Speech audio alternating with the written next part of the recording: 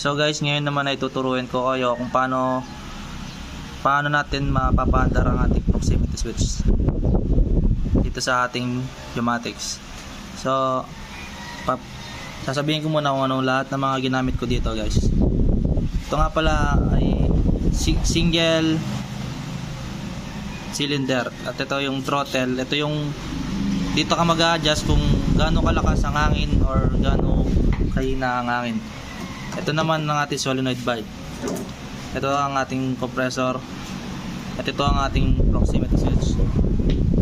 Ito relay. Ito switch. Ito solenoid valve. Relay dito sa papuntang identify ko siya dito sa module natin.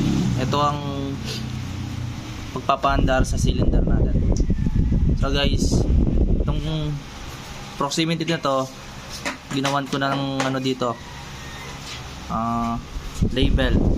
So nilagay kong pangalan ay 1M1 at yung start niyang para mag proximity siya pag pumunta yung cylinder doon sa 45 na ano, at sa end niya 50. So guys,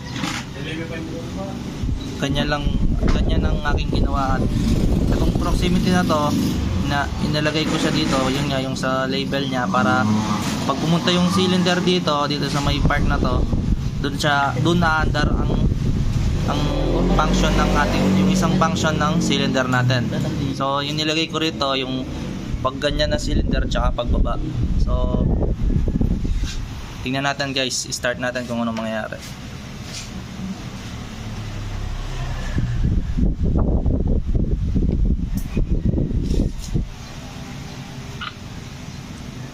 Tingnan natin. Yan guys, pumunta siya doon sa may dulo, tsaka pag na-sense na niya yung proximity, bababa siya mag-isa. Ayan guys. Sige po guys, yun lang po. Thank you.